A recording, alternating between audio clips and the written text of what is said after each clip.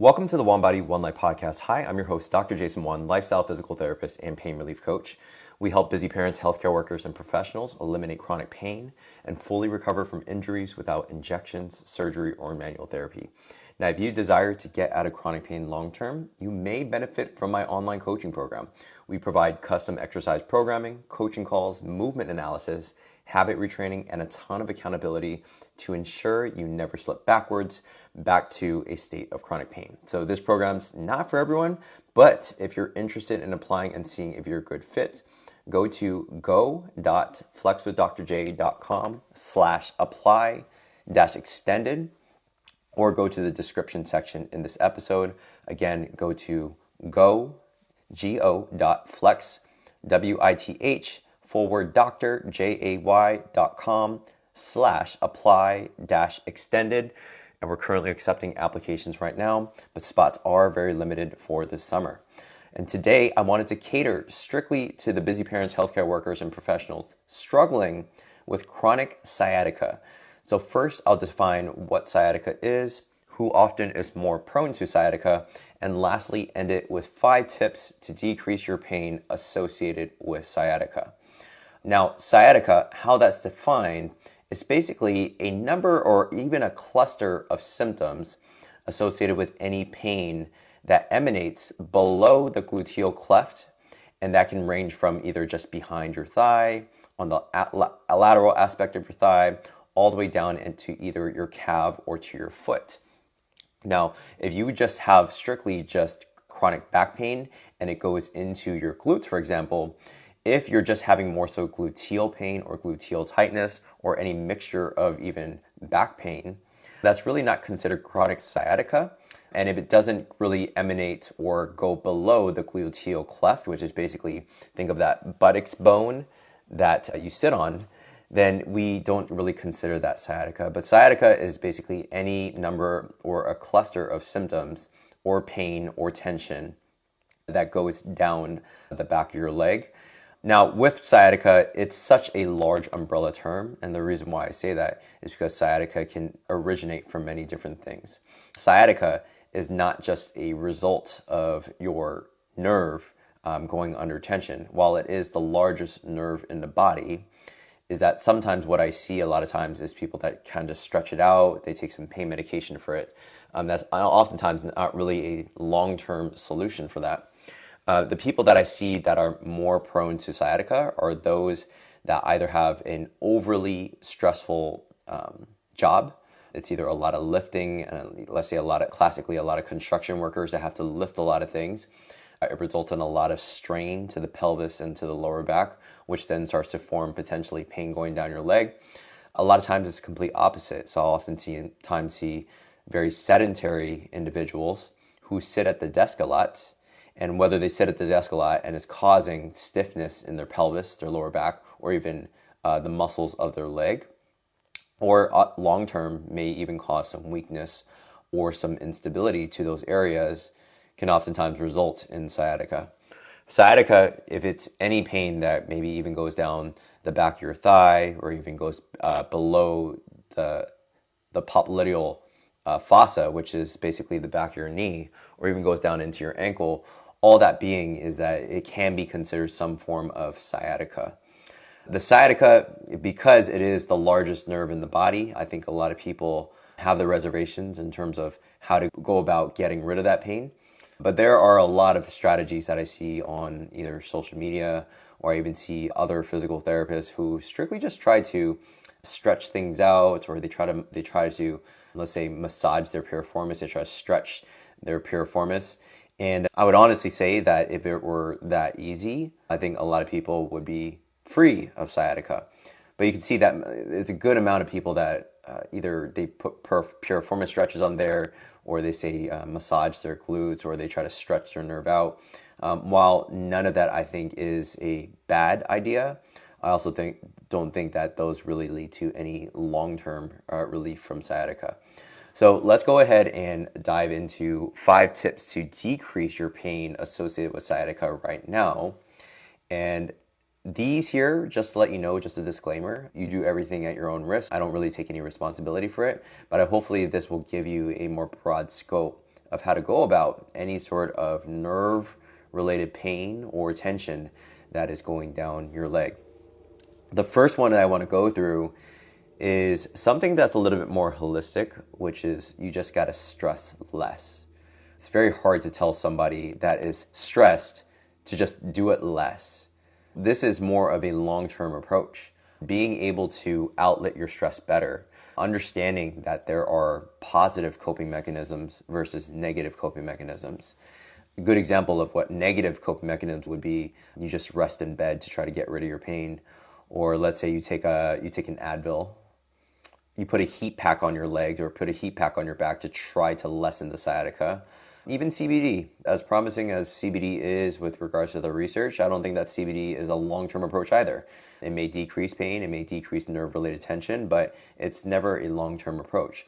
So I would definitely consider that more of the, even so, negative coping mechanisms versus positive coping mechanisms is taking a proactive role and potentially putting movement at the forefront. So you're either performing strength training to try to decrease that stress.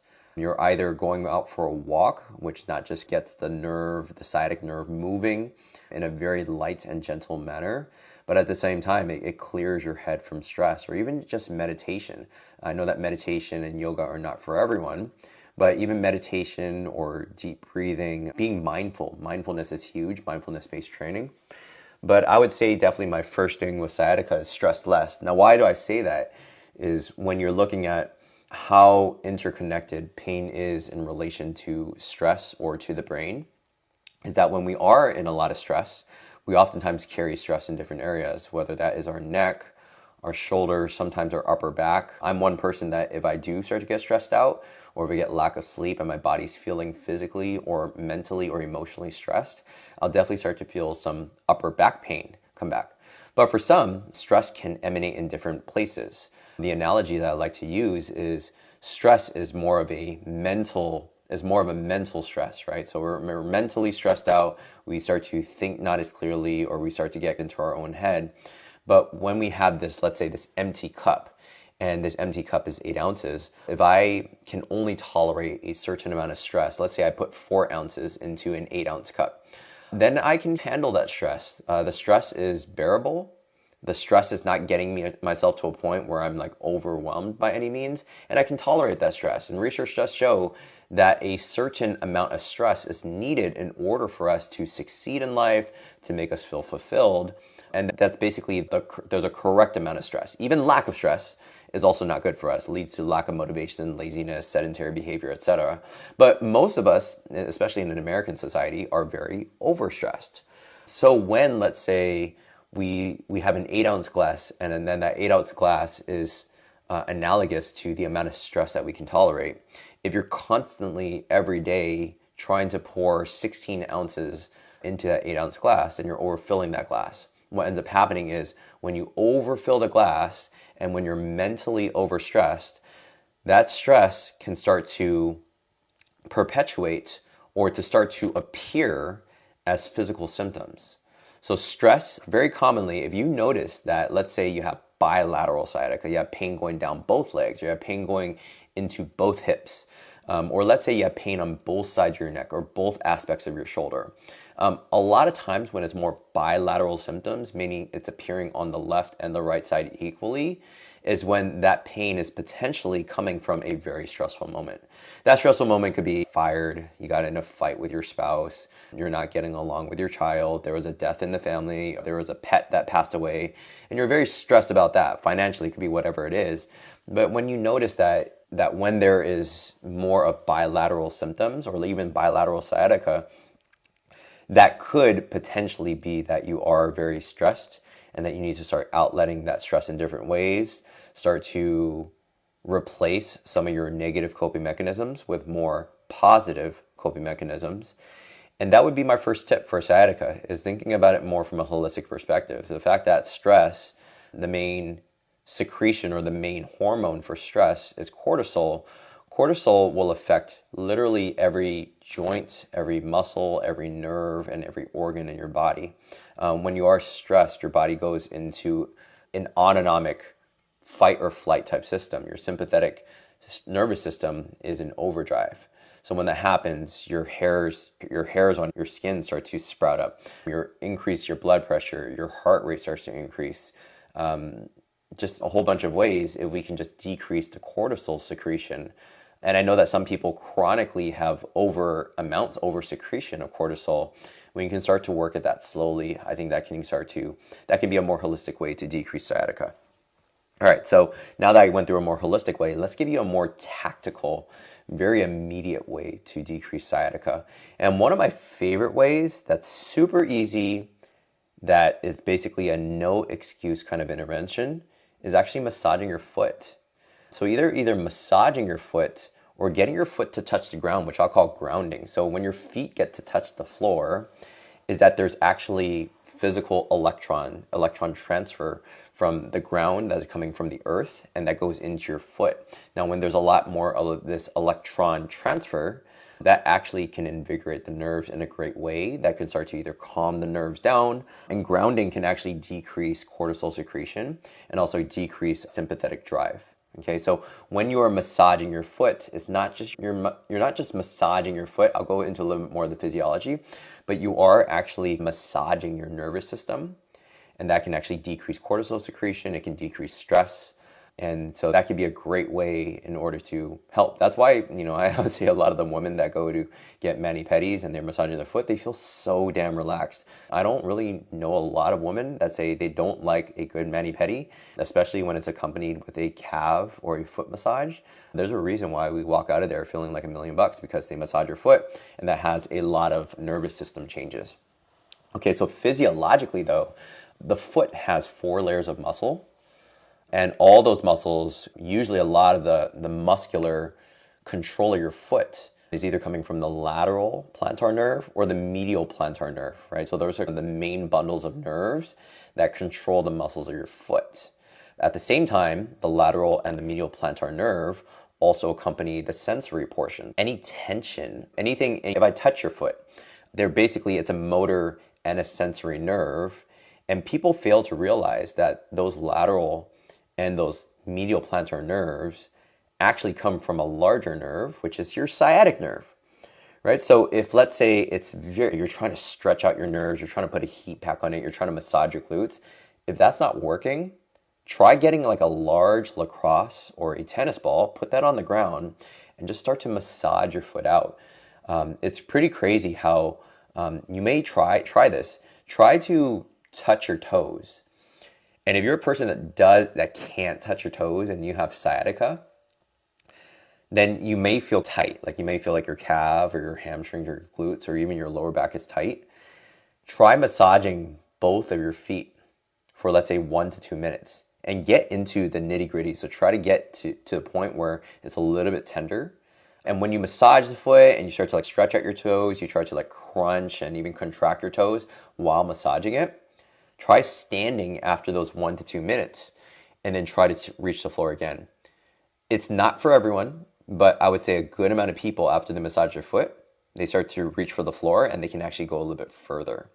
And that actually shows that you've actually decreased some of that sciatic tension by doing something as simple as just massaging your foot. Okay. Now, because again, physiologically, the lateral and the medial plantar nerves attached to the sciatic nerve, is that when you massage the muscles, you start to bring good sensation and pressure sensation to the foot. That can actually somewhat inhibit the muscles that are accompanying not just the foot, but your calf innervated by your sciatic nerve as well, along with your hamstrings. And that can actually give you a good amount of relief. So again, that's just more of a tactical thing if you are somebody that just wants more immediate relief, okay? So let's dive into number 3. Number 3 is still more of a long term, but you can actually gain immediate benefits. I'll definitely say number 3 is more you can gain immediate benefits if you do this correctly, but long-term benefits, it can actually prevent sciatica. And this is actually to strengthen your hamstrings. So your hamstrings is a muscle that attaches from your gluteal cleft, your ischial tuberosity, basically your butt bone, and attaches into the back of your knee. A majority of your hamstring muscles are actually innervated by your sciatic nerve.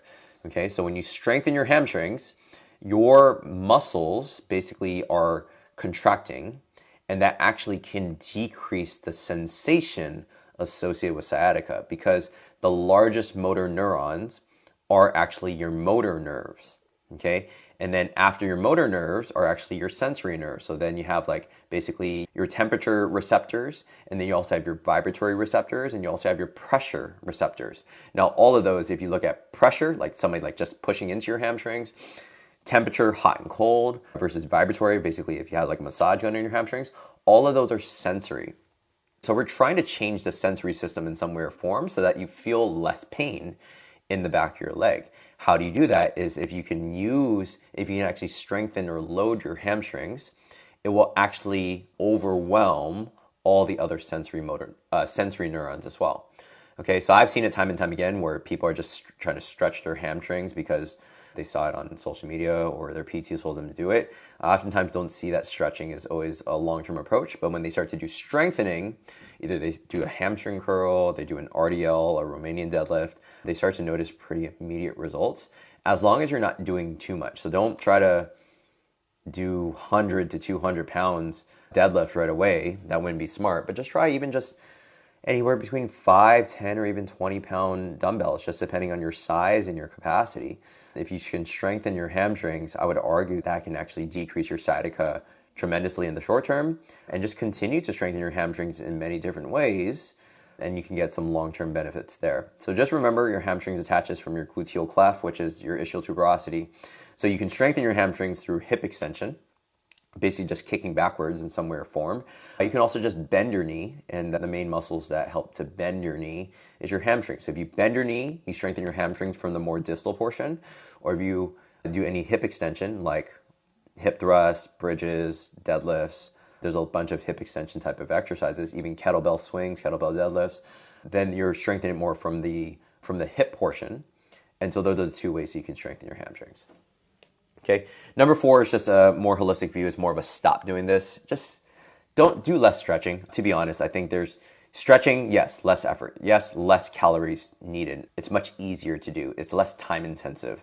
Now, and also it just feels good for a lot of people to just stretch your hamstring, to just reach forward, bend your toes, or to do sciatic nerve flossing. Again, I think that stretching has its role. I don't think that it has any long-term benefits. Research backs that stretching really doesn't reduce injury. It can actually increase your risk for injury. Stretching really doesn't have any long-term carryover to long-term pain relief. It does not prevent disability in any ways.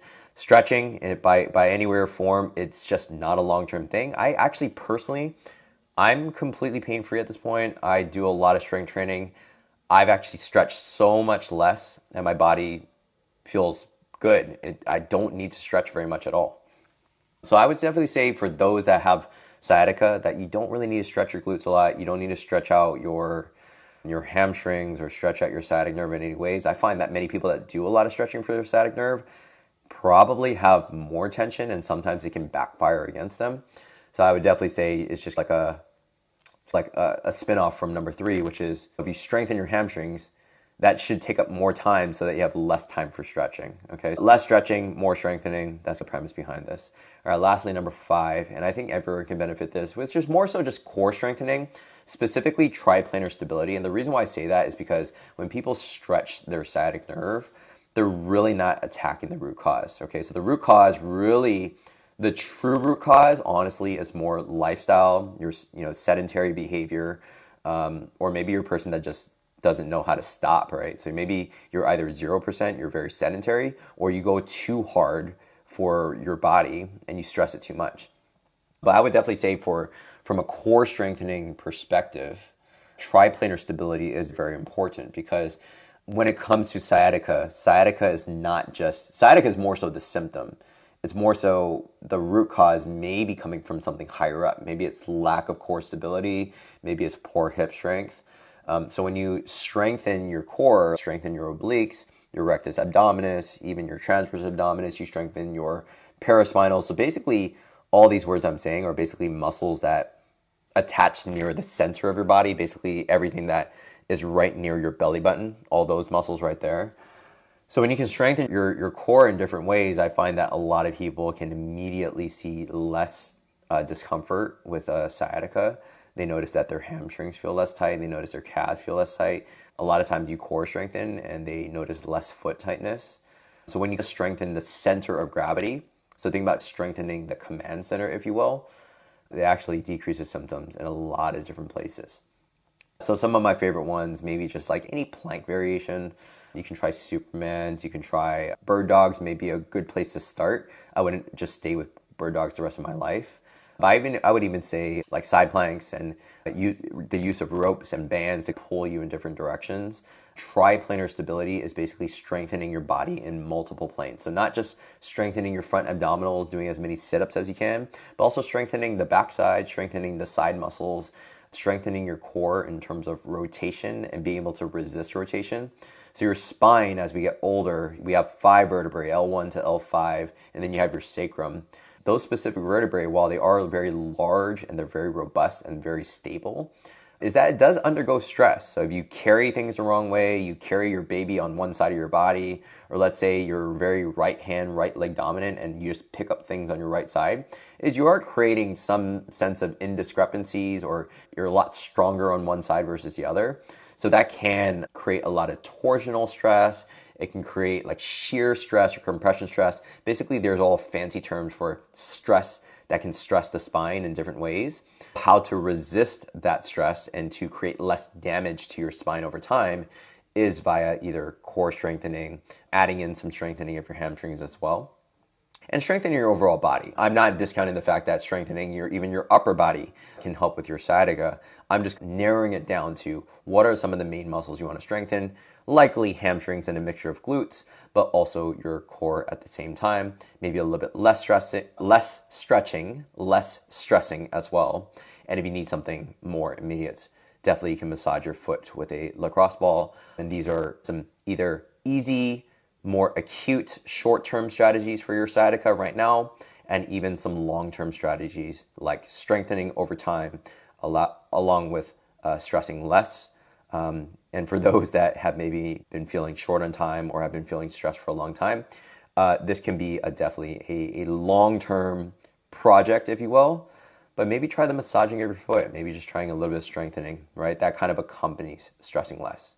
All right, so that's what I got for you guys today. If you enjoyed this episode, definitely hit that subscribe or follow button. I release new episodes every morning on Wednesdays, and I'd love if you can leave a rating on your podcast so my content will reach more people who could benefit from the tips that I put out. And if there's any feedback about the content I'm putting out, good or bad, or if there's any specific things that you want to see on future podcast episodes, definitely send a quick text. My number is 415-965-6580, or you can email me at jason@flexwithdrj.com. I reply to all my messages personally, and I'll leave you always with these last words of advice. We only have one body, one life. Make every action you take be one that makes you a better version of you. Take care.